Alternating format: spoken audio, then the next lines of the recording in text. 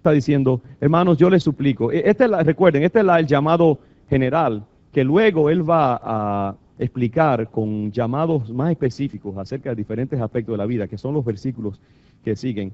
¿Qué es esto de presentar nuestros cuerpos en sacrificio vivo al Señor?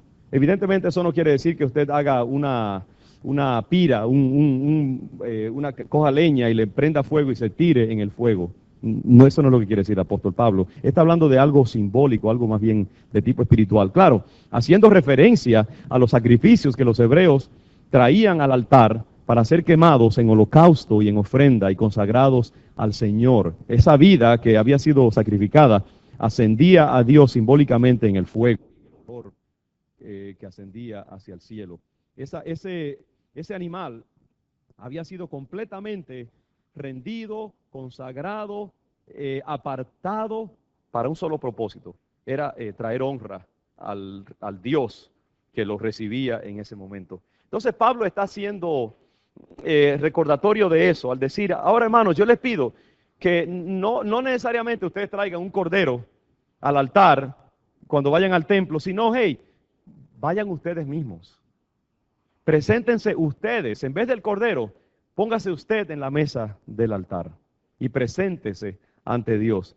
Yo busqué la palabra que Pablo usa en el griego original, esta palabra que se traduce presentar, parastesai, y se refiere a la idea de presentar, entregar, rendir algo a alguien como su propiedad para su uso exclusivo, convertir algo en objeto, entrar algo bajo el control o dominio de alguien, o poner algo a la disposición de alguien. Esa es la idea de presentar. En otras palabras, Pablo dice, hey, tomen sus cuerpos y todo lo que ustedes son y preséntenselo al Señor, entréguenselo a Él para su control, para su disposición, para su gobierno, para su uso exclusivo. Conságrense a Dios.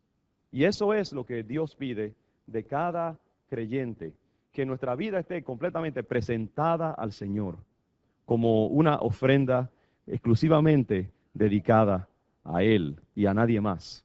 ¿Cómo estamos nosotros en ese sentido, no? Hemos hecho nosotros eso, hemos llegado nosotros a ese punto en nuestra vida en que ya yo sé que yo no pertenezco al mundo, yo no pertenezco ni siquiera a mi esposo o mi esposa, yo ni siquiera pertenezco a una nación o a mi posición social. No, yo pertenezco a Dios y mi vida ha sido presentada al Señor para su disposición. Eso quiere decir que Dios me usa, Dios tiene derecho sobre cualquier aspecto de mi vida. Que presentéis vuestros cuerpos. Otra cosa interesante en ese llamado de Pablo es la idea de cuerpos, somata en griego.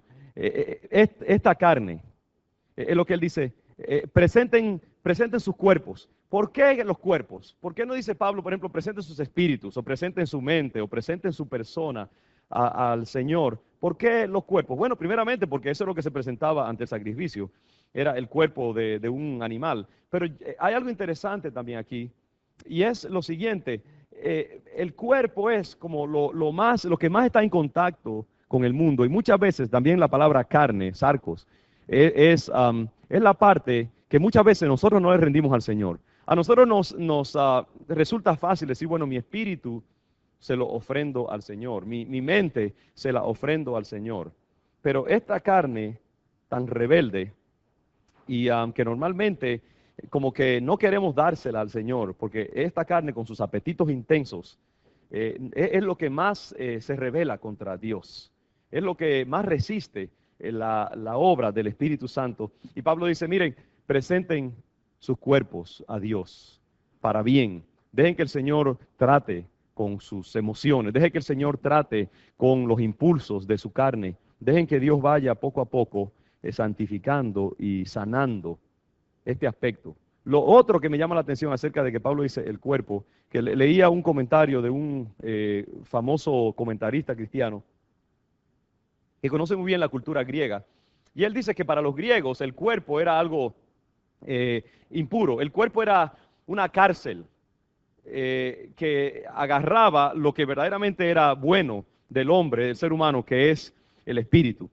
Y para un griego, decir que se le presentara el cuerpo a la deidad, al Dios, era como un insulto en un sentido para ese Dios, porque a Dios supuestamente para la cultura griega no le interesaría el cuerpo, porque el cuerpo se tenía que dejar aquí en la tierra como algo impuro, que cuando se quedara, lo que verdaderamente importaba, el alma, podía ascender a Dios. Y Pablo cambia ese sentido y dice, no, los cuerpos de ustedes son importantes también. Los cuerpos de ustedes tienen valor para Dios. Presenten también. En realidad no hay nada. Nosotros tenemos que presentarle al Señor todo lo que somos. Mente, cuerpo, alma, espíritu. Todo pertenece al Señor. No podemos dejar una parte. Para Dios nuestros cuerpos son valiosos. La materia es importante para Dios también. Dios nos creó. Dios creó nuestro cuerpo también. Y por lo tanto todo lo que nosotros somos tenemos que entregárselo al Señor. Esta idea de presentar Pablo parece que trabajaba en la mente de Pablo, porque si usted busca en el capítulo 6 de Romanos, ahí en esa misma epístola que estamos leyendo, miren el versículo 12 del capítulo 6 de Romanos. Dice, no reine pues el pecado en vuestro cuerpo, ve ahí la idea esta en vuestro cuerpo mortal, de modo que lo obedezcáis en sus concupiscencias. En otras palabras, le dice Pablo a los cristianos, que el pecado no gobierne las acciones de sus cuerpos, sino que sus cuerpos estén gobernados por otra facultad más poderosa. No obedezcan tanto los apetitos y el dominio del cuerpo, de manera que ustedes estén como esclavizados a los dictados y a los apetitos del cuerpo, ni tampoco presenten, ahí está esa misma palabra, original paristemi, de presentar, de entregar, consagrar, ni tampoco presenten sus miembros, es decir, sus brazos, sus piernas, a diferentes partes del cuerpo, ni tampoco presenten o consagren sus miembros al pecado como instrumento de iniquidad, sino preséntense ustedes mismos. ¿Ve? Esa idea de presentar la totalidad de lo que somos.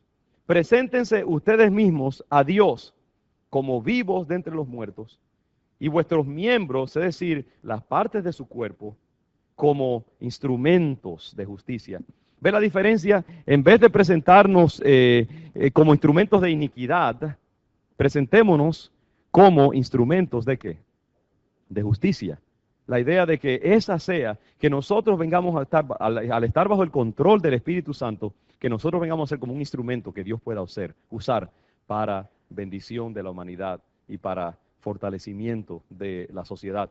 Porque el pecado no se enseñoreará de vosotros, pues no estáis bajo la ley, sino bajo la gracia. En otras palabras, ningún cristiano está llamado a vivir bajo el dominio de la carne, bajo el control, bajo la esclavitud de la carne.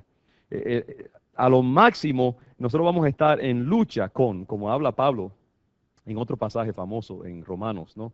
Estar en lucha con el cuerpo y la carne, pero la idea de que la carne ya haya dominado y que estemos completamente sujetos y abandonados a ella, eso es una aberración para el cristiano. Se supone que nosotros estemos en control por medio del Espíritu Santo en nosotros. Entonces, todas estas ideas están allí circulando en la mente de Pablo cuando él dice en el capítulo 12 que acabamos de leer, que presentéis vuestros cuerpos en sacrificio vivo, santo, agradable a Dios. Y entonces me interesa lo que dice más adelante, dice que es vuestro culto racional. A mí por años esta expresión me ha intrigado. ¿Qué es eso que es vuestro culto racional? ¿No le causa a usted con un poquito de curiosidad? ¿Qué quiere decir eso? ¿Qué es vuestro culto racional? Porque racional, fíjese, aquí yo creo que a los traductores al español les falló la traducción. Porque sí, literalmente, la palabra de hecho que usa en el griego original es logiken, de donde viene la palabra lógica o lógico. Y ellos tradujeron racional en un sentido, ese entendimiento de la palabra sí existe en el vocablo griego, pero había otros sentidos también que ellos hubieran podido escoger para dar una idea más clara de lo que Pablo quiere decir. La palabra logiken en el griego original también quiere decir como espiritual. Para los griegos, la razón era tanto espiritual como puramente racional, mental. Entonces, yo creo que una mejor manera, y en el griego original no dice que es, sino más bien es como una relación de equivalencia total, que es vuestra adoración. La palabra culto, aquí traducida al español, es latreia en griego, que quiere decir adoración, donde viene la palabra idolatría en español, adorar ídolos. Latreia quiere decir adoración o culto. Entonces la idea es, uno puede decir que es vuestra adoración espiritual, o también puede ser vuestra verdadera adoración. ¿Qué diferencia hace eso? Si usted lee el pasaje de nuevo, presenten sus cuerpos en sacrificio vivo, santo, agradable, lo cual constituye vuestra verdadera adoración. Lo cual es vuestra verdadera adoración. En otras palabras, cuando tú presentas tu cuerpo a Dios como un sacrificio vivo, cuando tú le has entregado al Señor tu vida, los miembros de tu cuerpo, de tu ser, para servir al Señor, para obedecer al Señor, para ser usado como un instrumento de Dios, eso es tu verdadera adoración. ¿Usted entiende? Esa es la adoración espiritual, la adoración que a Dios le agrada verdaderamente. Wow, y eso, hermanos, no es simplemente uno estar jugando con palabras. Yo me tomo el tiempo porque quiero que entiendan la importancia de lo que estoy diciendo. En otras palabras, ¿qué es lo que verdaderamente agrada a Dios, hermanos? Es que nosotros vengamos a la iglesia y nos doblemos de rodillas y levantemos las manos y hablemos muchas lenguas y dancemos y después nos vayamos al mundo a vivir como nos dé la gana, contradiciendo todo lo que nosotros hemos hecho aquí en el culto. Hay mucha gente que así hace, ¿no? Viene a la iglesia y hay una compartamentalización del ser. En la iglesia todo es dedicado a la deidad, a Dios, y todo es muy bonito, muy perfecto, mucha reverencia. Son ángeles en la iglesia, pero cuando salen, diablitos otra vez. Ya se quitaron el sombrero de cristianos, ahora otra vez, como los niñitos ya cuando los sueltan en la playa, vamos a vivir, vamos a gozar, vamos a disfrutar de la vida, y ya nos olvidamos de nuestra identidad cristiana. ¿Es eso una forma de agradar al Señor? ¿Es esa una adoración que a Dios le agrada? No. Pablo dice, presenten sus cuerpos, consagren sus vidas al Señor, entréguenle a Dios todos los aspectos de su ser, porque eso es la adoración que le agrada al Señor. Es una vida consagrada a Dios, es una vida entregada al Señor, una vida donde hemos sido entregados al control del Espíritu Santo, una vida santa. Esa es la verdadera adoración, la adoración razonable. Otra palabra que hubiera sido mejor, la adoración que agrada al Señor. ¿Sabe? A Dios no le agrada tanto los gestos y las cosas que nosotros hacemos muchas veces para rendirle culto, tanto como que lo obedezcamos. El Señor Jesucristo dijo una vez, ¿por qué me llaman ustedes Señor, Señor? Y no hacen lo que yo les digo que hagan y no me obedecen. ¿Ve? No es que no adoremos al Señor. No es que no vengamos a la iglesia, siempre aclaro, no es que no dancemos ni levantemos nuestras manos, sino que además de eso, nosotros vivamos unas vidas que sean consistentes con lo que Dios pide. Que haya consistencia entre una cosa y la otra. Es la totalidad. De nada nos sirve que adoremos al Señor aquí y esquizofrénicamente vivamos después como si fuéramos idólatras o paganos que no conocemos al Señor. La verdadera adoración que agrada a Dios es la adoración que está integrada en todas sus partes. Por eso yo creo que el Señor Jesucristo, cuando habló con la mujer samaritana, le dijo que Dios busca, dice que llegará el día en que los verdaderos adoradores, ahí está, los verdaderos adoradores adorarán a Dios, ¿cómo dice? En espíritu y en verdad. Porque a tales adoradores Dios busca que le adoren. ¿Qué quiso decir el Señor Jesucristo con en espíritu y en verdad? Precisamente eso. Porque la mujer samaritana le estaba hablando de que había que adorar al Señor, era en Jerusalén o ahí en Samaria, y ella quería meter a Jesús en una disputa religiosa de quiénes tenían las cosas más claras, los samaritanos o los judíos. Y el Señor le dijo, mujer, va a llegar el día en que a Dios no lo van a adorar ni en Samaria, ni en Judea, ni en Jerusalén, sino que va a ser en el interior del espíritu, del alma. Y esa es la adoración que el Padre va a buscar y va a querer. Hermano, ninguna denominación salva, ninguna religión salva, excepto, claro, tiene que ser si es cristiana. Lo que salva es conocer a Jesucristo. y tener una vida consistente con Jesús. No es la denominación a la cual tú perteneces, no es que tú vengas a León de Judá o que vayas a Cosecha o a la iglesia metodista. Eso no es lo que agrada a Dios, sino que donde quiera que tú te mueves, vaya un corazón que ha sido rendido y entregado al Señor. Tú puedes adorar al Señor en el baño de tu casa y ese viene a ser un templo si tu espíritu está rendido a Dios. A Dios no le interesa. Una de las cosas, hermanos, cada día yo me convenzo más y más, es que Dios es bien sencillo y nosotros lo hemos hecho bien complicado. Hay mucha gente que vive con una paranoia tremenda de que no están agradando a Dios, de que Dios está molesto con ellos, toda su vida están tratando de hacer a Dios como que es una cosa complicadísima agradar al Señor. Y ¿sabe qué, hermanos? Que yo creo que agradar a Dios es la cosa más sencilla. No requiere grandes rituales. Gracias, hermana. No requiere grandes rituales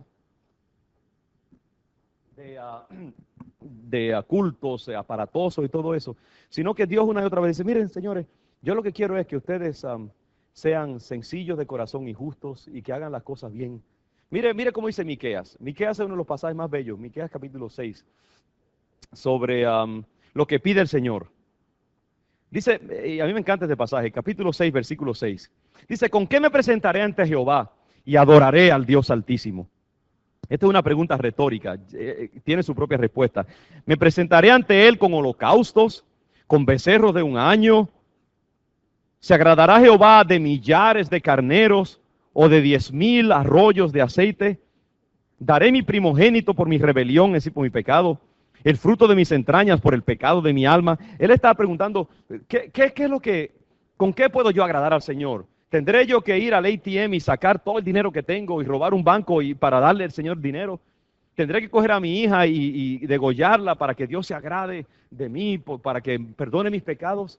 Así piensa mucha gente, ¿no? Cualquier pecadito que cometieron ya creen que cometieron el pecado imperdonable y que ya Dios no quiere saber de ellos. Y estamos continuamente con ese temor, ¿no? Creemos que tenemos que dar todo y estar continuamente. Mire, el mismo que les ha dicho que hay que entregarlo todo al Señor, le dice también, hey, relájate ante Dios. Tú no puedes hacer nada para que Dios te ame más de lo que ya Él te ama. ¿Tú entiendes? Ya Dios te ama. Ahora lo que tú hagas, hazlo dentro del amor de Dios. Porque por más que tú te estrujes, Dios no te va a aceptar más. Porque por más que tú hagas, nunca te vas a ganar el amor de Dios. Porque siempre vas a ser inmundo. Es por la gracia de Dios que tú eres aceptable delante de Dios. Ahora, ya una vez que tú sabes eso, entonces vive una vida santa. Pero no vivas una vida santa como para sobornar a Dios. ¿Tú entiendes? Sino que la santidad es producto de una relación ya establecida con Dios por medio de Jesucristo. Ahora, mire cómo contesta el escritor su misma pregunta. Oh hombre, mujer, Él te ha declarado lo que es bueno. ¿Y qué pide Jehová de ti? Solamente hacer justicia y amar misericordia y humillarte ante tu Dios. Qué sencillo es el Señor, ¿eh? Él no pide tantas cosas y tanto torcerse uno, sino algo, es un corazón entregado al Señor.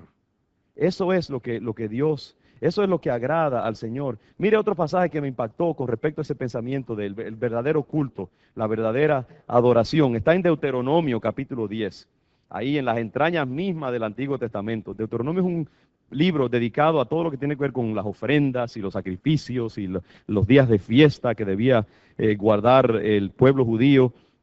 Y mire cómo dice en el capítulo 10 de Deuteronomio, en el versículo 12. Ahora pues, Israel, ¿qué pide Jehová tu Dios de ti? ¿No les recuerda lo que dice Miqueas? ¿Qué pide el Señor de ti? ¿Qué pide Jehová tu Dios de ti? Sino que temas a Jehová tu Dios, que andes en todos sus caminos y que lo ames y sirvas a Jehová tu Dios con todo tu corazón y con toda tu alma, que guarde los mandamientos de Jehová y sus estatutos que yo te prescribo hoy, para que tengas prosperidad. ¿Ve? En otras palabras, no tenemos que estarnos retorciendo tanto. Dios es un Dios sencillo. A Él le agradan cosas bastante sencillas. No tiene que estar buscándole 5 patas al gato para agradar al Señor. Dios está buscando simplemente un corazón entregado a Él, una mente entregada a Él, un cuerpo que viva para Él y que quiera agradarlo. Si en el curso de esa entrega tú fallas, Dios dice, ven, estemos a cuenta, arregla conmigo y estaremos bien y sigamos adelante. Porque a Dios no hay que buscar demasiadas cosas para agradarlo. Así que si tú estás pensando que solamente por lo que tú haces externamente agradas al Señor, eso no es lo que Dios busca. Dios le dijo a los hebreos, en el libro de Isaías, por ejemplo, también otro pasaje importante. Dice allí en el capítulo 1 de Isaías: no me traigáis más vana ofrenda, el incienso me es abominación, luna nueva y día de reposo, el convocar asambleas no lo puedo sufrir, son iniquidad vuestras fiestas solemnes. Él le decía eso a un pueblo judío que creía que dándole fiestas y guardando días de santos y todo este tipo de cosas y rituales iban a agradar al Señor, y sin embargo estaban viviendo vidas que eran aborrecibles ante los ojos de Dios. Y en el versículo 16 Él les dice: lavaos y limpiaos, quitad la iniquidad de vuestras obras de delante de mis ojos, dejad de hacer lo malo, aprended a hacer el bien, buscad el juicio, restituid al agraviado, haced justicia al huérfano, amparad a la viuda. ¿Ve? En otras palabras, no son las fiestas solemnes y los sacrificios que agradan al Señor. La verdadera adoración, el culto racional del cual está hablando Pablo, la adoración que agrada al Señor, es esa adoración consistente. Es la adoración que une el rito con la vivencia. El cuerpo con el espíritu, la boca con la mente, todas las partes del ser integradas y rendidas al Señor en sacrificio. Eso es lo que agrada a Dios. ¿Entienden ustedes entonces lo que dice? Presentad vuestros cuerpos en sacrificio vivo, santo, agradable a Dios, porque esto es el culto, esta es la alabanza, esta es la adoración verdadera, la que agrada al Señor, vuestro culto racional. Dice: no se conformen a este siglo. ¿Qué quiere decir la palabra siglo? Aion, en el griego también original. Es edad, o tiempo, o época, era. Si no se ajusten a la cultura, puede ser también, en la cual ustedes se encuentran.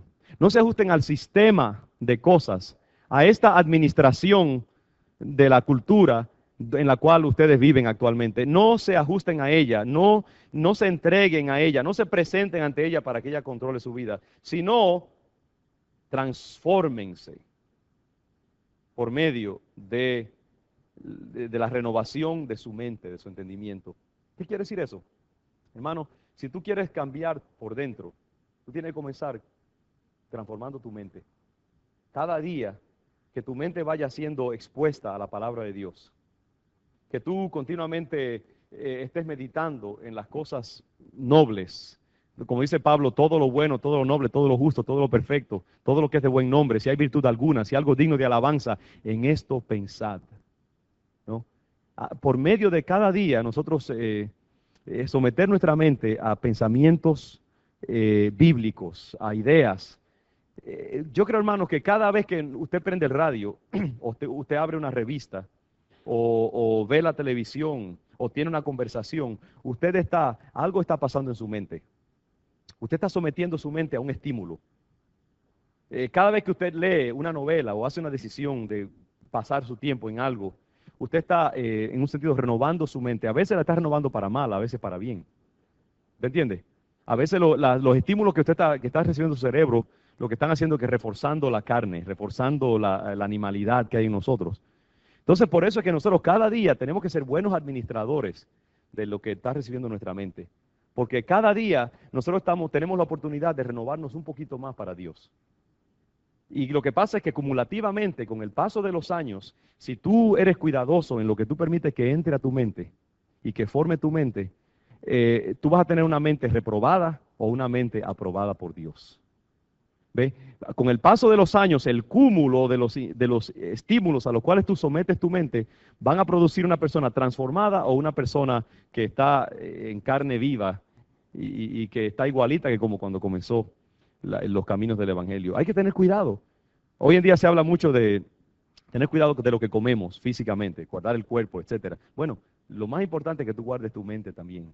Renueva tu mente cada día. Somete tu mente al trato del Espíritu Santo. Somete tu mente a estímulos positivos. Piensa que cada cosita que tú permites que entre a tu mente va a colorear, aunque sea un poquitito, la manera en que tú ves el mundo y en que tú sientes y eres.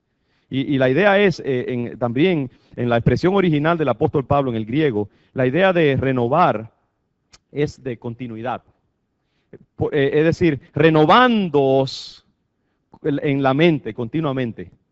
En otras palabras, eso es algo que tiene que darse 24 horas al día, muchas veces al día, 365 días al año. Tú tienes que estar renovando tu mente. Esto es una cuestión que dura para toda la vida. Transformaos por medio de la renovación de vuestro entendimiento para que comprobéis cuál sea la buena voluntad de Dios, agradable y perfecta. ¿Qué quiere decir eso? Que si tú renuevas tu mente y transformas tu ser por medio de esa renovación, ¿qué va a pasar? Que tú entonces vas a poder comprobar la buena voluntad de Dios. Es decir, hablábamos al comenzar esta predicación de que Dios quiere, que la voluntad de Dios es que nosotros tengamos una vida feliz. Y todo lo que Dios hace para sus hijos es para bendecir sus vidas y llevarlos a mejorar su existencia. Entonces, la persona que coopera con Dios al someter su cuerpo y su vida al Señor y dejar que Dios vaya transformando su espíritu, esa persona va a poder experimentar en carne propia la buena voluntad de Dios. Hay creyentes, sin embargo, que no pueden experimentar la buena voluntad de Dios porque no están siguiendo las instrucciones. El miércoles pasado en el servicio de oración, Dios me llevó a hablar de Primera de Corintios, creo que es 6 o 7, donde el apóstol Pablo habla de que en el desierto todos vieron la gloria de Dios. Todos experimentaron las bendiciones de la nube y de la columna de fuego y el maná y la piedra que hizo brotar agua, todas estas cosas. Pero dice que de la mayoría de ellos Dios no se agradó, sino que sus cuerpos quedaron en el desierto, muertos. Ninguno de ellos, excepto Josué y Caleb, entraron a la tierra prometida de esa generación original.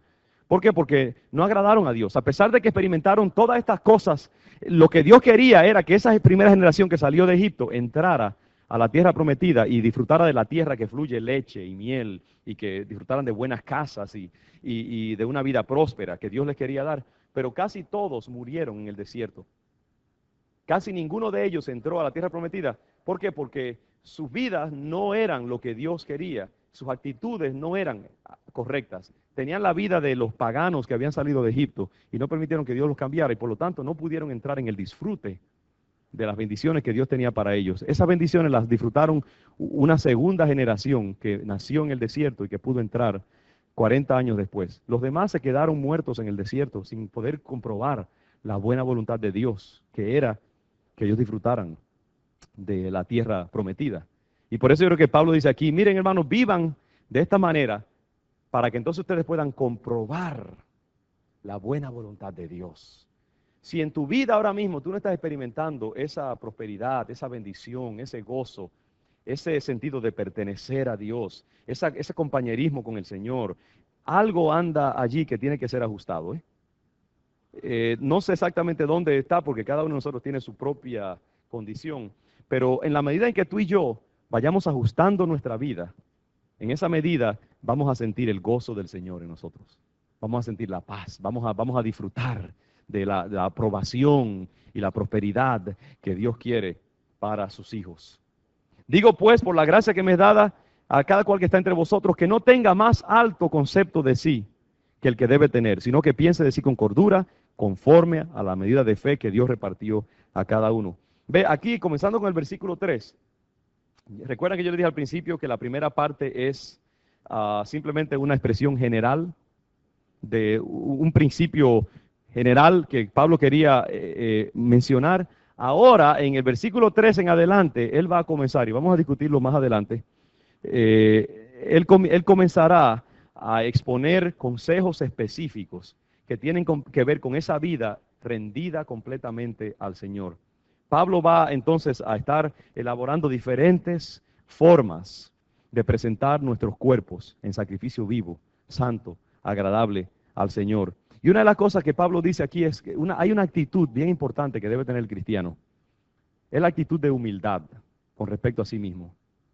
Una de las cosas que más impide, hermanos, que la gente entre en el disfrute de Dios es el orgullo espiritual, la arrogancia, la rebeldía, el creerse que uno es único en un sentido como que nadie se me acerca en mi gloria, ¿no? Ese sentido de como de ser algo mejor que los demás. Y eso trae juicio a uno, a la vida de uno. Y hermano, déjeme decirle que muchos de nosotros pecamos de eso sin darnos cuenta. Tenemos esa arrogancia y esa idea de que no hay nadie como nosotros. Y siempre estamos nosotros tratando de expresar nuestro yo, hacer sentir nuestro yo. Y tenemos un sentido exagerado de nuestro propio valer. Y entonces eso trae problemas a nuestra vida. Trae problemas en nuestro matrimonio, trae problemas con nuestros hijos, trae problemas en nuestras relaciones sociales con los demás, trae problemas en nuestros trabajos, porque es como que esa persona no está consciente de que es parte de un equipo, es parte de una comunidad, y él es simplemente uno entre muchos. Por eso es que Pablo aquí en este pasaje entra en una meditación en lo que sigue, de que dice, porque de la manera que en un cuerpo somos muchos miembros, pero no todos los miembros tienen la misma función, así nosotros, siendo muchos, somos un cuerpo en Cristo, y todos miembros los unos de los otros. Eso está vinculado a esa idea de que nadie piense de sí más alto de lo que debe pensar. Porque, hermanos, es importantísimo que nosotros pensemos de nosotros mismos con cordura. Yo busqué la palabra esa, cordura, en el griego original. Y la idea es que pensemos, no pensemos de nosotros con más estima de lo necesario, de lo justificado, sino con modestia, con balance, con sobriedad, con mesura, con exactitud. Óigame, qué importante es, hermanos, que cada uno de nosotros, de hecho, están ahí, están vivos. Levante la mano si usted está vivo. Amén. Están tan calladitos que están poniendo atención. Estoy haciendo sentido. Ayúdenme en esto. Ya con esto voy a terminar. Pero es importante, hermanos, que nosotros le pidamos al Señor, Señor, ayúdame a verme a mí mismo en una forma cuerda, no en una forma exagerada y como medio alocada. Porque óigame, yo he descubierto eso, que los seres humanos a veces no sabemos cómo medirnos a nosotros mismos, ni verdaderamente quiénes somos. Es como que uno se mira en el espejo, a veces uno se mira en el espejo y yo creo que uno en realidad no se está viendo como uno es. Porque, mire, digamos, hoy, ¿sabe las personas que padecen de esta enfermedad, cómo es que no están comiendo, que se van anorexia? Usted sabe que la persona anoréxica puede estar en el hueso y se mira en un espejo y se ve gorda, porque su mente está distorsionada. Y por eso es que la persona anoréxica compulsivamente se está matando de hambre, porque cree que tiene que estar, nada, simplemente desaparecer. Entonces ellos se ven, es una enfermedad de la mente, ellos se ven en el espejo y dicen, estoy gordo o estoy gorda, y entonces dejan de comer, porque sus ojos no le están enviando el mensaje correcto, o su mente no está interpretando correctamente lo que están viendo sus ojos. Y nosotros somos así también. Muchas veces nosotros no tenemos una idea clara de cuáles son nuestros defectos y cuáles son nuestras virtudes, cuáles son las cosas que tenemos que cambiar en nuestro carácter. Yo veo eso continuamente, veo personas que están sufriendo en la vida continuos problemas y continuos conflictos y sinsabores y fracasos. Y yo quisiera metérmeles dentro para que ellos se vieran así mismo como yo los puedo ver. Pero no tienen la capacidad para verse objetivamente. Y nosotros tenemos que pedirle al Señor, Señor, ayúdame a conocerme como tú me conoces. Ayúdame a verme a mí mismo con mis virtudes y también con mis defectos. Ayúdame a interpretarme a mí mismo objetivamente. Que yo no soy un criminal, pero tampoco soy Mahatma Gandhi o la no sé, la Madre Teresa. No, que yo pueda verme exactamente dónde, y entonces que de ahí yo te permita obrar en mi vida para irme mejorando cada día más y más. Una de las cosas que nosotros como cristianos necesitamos, hermano, es admitir nuestros errores, admitir nuestras fallas, admitir las cosas en que tenemos que mejorar y comenzar de allí. ¿Qué dice el escritor precisamente de Primera de Crónicas o Segunda de Crónicas? Dice, si mi pueblo se humillare y orare, buscare mi rostro, yo sanaré su tierra. Y muchos de nosotros tenemos que humillarnos delante de Dios, reconocer nuestros pecados, reconocer nuestras faltas, reconocer nuestros defectos, y entonces de ahí permitir que Dios vaya obrando en nuestras vidas. Y eso va a sanar nuestro matrimonio. Muchas veces tenemos que dejarle de echar la culpa al esposo o a la esposa y decir, no, el problema soy yo. Y yo soy el que tiene que cambiar esto. Padre, ten misericordia de mí, ayúdame y perdóname. Y ahí uno comenzar. ¿Ves? Eso es pensar de sí mismo con cordura. En vez de pensar que tú eres un titán espiritual, cuando en realidad tú eres un renacuajo que todavía necesita que Dios te sane y que te levante y que comiences porque 2 y 2 son 4. Tú piensas que estás en física nuclear, pero todavía estás en aritmética básica, ¿no? Y tenemos que pedirle al Señor, Señor, sácame de esta locura anoréxica en que yo vivo y déjame verme a mí mismo tal y como yo soy. Como dice el salmista, examíname, oh Dios, y conoce mi corazón. Y ve si hay en mí camino de perversidad y guíame por el camino eterno. Hermano, vamos a pedirle al Señor, Padre, ayúdame a pensar de mí mismo con cordura, con modestia, con balance, ni exagerando más de la cuenta, ni tampoco viéndome como que soy un don nadie. Porque tampoco Dios quiere que tú pienses que tú eres una lombriz, ¿no? Dios quiere que te veas con cordura, es decir, que tú veas las cosas buenas que tienes y las cosas malas. Que tú tampoco eres un criminal de serie que necesita ser encerrado en una cárcel. No, tú eres una persona que vales también, tienes cosas buenas. Y Dios te ha dado quizás una oportunidad de estudiar y tienes atributos buenos. Dale gracias, Señor, por eso. Pero también ve lo otro para que puedas pensar de ti mismo en una forma cuerda y balanceada. Y otra cosa que está involucrado en esta manera en que el apóstol Pablo está pensando aquí, cuando él dice que porque somos un cuerpo, Pablo le está hablando en este pasaje a la comunidad cristiana con respecto a la vida de la iglesia, la vida de la comunidad de fe. Y es muy importante, hermanos, yo creo que una de las cosas que preserva la armonía en una iglesia es que las personas que componen esa iglesia, comenzando con los líderes principales hacia abajo, todos entendamos que todos somos parte de un cuerpo, donde cada uno tiene una función y tiene una importancia y tiene una dignidad, y cada uno tiene algo que contribuir que es precioso. Yo no puedo hacerlo todo, ni tengo todos los atributos que esta iglesia necesita para ser una iglesia bendecida. Dios me ha dado algunos dones, pero aquí entre ustedes hay otros dones que son necesarios para que nuestra iglesia pueda echar hacia adelante. Ahora, si yo me creo que yo soy, como dice por ahí, la última Coca-Cola en el desierto, que yo tengo todos los dones, entonces yo pues trato de hacerlo todo, agarrarlo todo, controlarlo todo, pero cuando los líderes de una congregación saben que no, que cada uno de nosotros tiene algo precioso que Dios le ha dado al otro. Y entonces uno se ve a sí mismo con sus dones, pero también con sus limitaciones. Y uno busca a otros para que complementen a uno. Y uno aprecia a otros por lo que tienen cada uno. Entonces, qué lindo es, porque eso requiere humildad de parte de nosotros. Yo creo que lo que mata a veces muchas congregaciones y lo que hace daño en la vida de una iglesia y trae división es esa idea de personas que tienen un ego tan grande que piensan que ellos no necesitan a más nadie. Todo el mundo tiene que rendirle pleitesía a ellos. Pero qué lindo es cuando cada uno de nosotros tiene como ese sentido de ser parte de un solo cuerpo, ser parte de un equipo. Cada uno de mis hermanos tiene algo valioso, algo bello que traer, que aportar al reino de Dios. Y entonces cada uno se trata con preferencia. Ahí en el versículo 11, él dice, en lo que requiere, vamos a ver. No, en el versículo 100, el versículo 10, amados los unos a los otros con amor fraternal, en cuanto a honra, prefiriéndoos los unos a los otros. En otras palabras, dándose preferencia el uno al otro. No, pase usted. No, hermano, usted, por favor. Ojalá y nos peleáramos por quién va a pasar primero al púlpito, a la oración. No, al contrario, lo que hacemos es nos damos empellones para nosotros meternos al frente. No, porque no tenemos ese sentido de cuerpo. Cuando usted sabe que otros tienen bendiciones y dones de Dios en su vida, usted los admira y los respeta por lo que Dios ha puesto en ellos.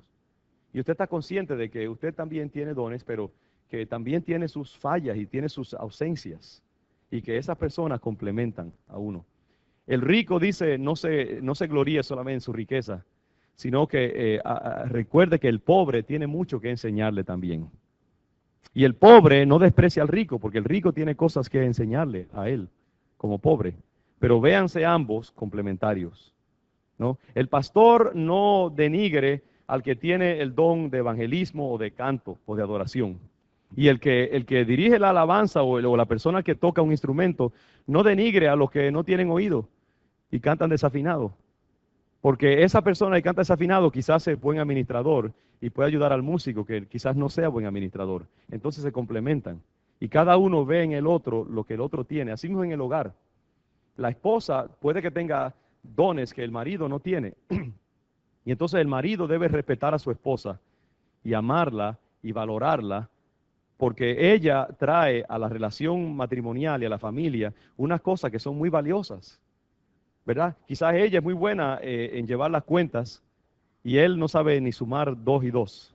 Así que él debe valorarla a ella y debe darle su lugar en la vida de la iglesia. Ahora, quizás él es muy bueno, por ejemplo, en carpintería o en arreglar la casa o en otras cosas, o es más prudente que ella en la administración del dinero. Pues ella lleva las cuentas y él hace ciertas decisiones de cómo se va a administrar el salario de la semana.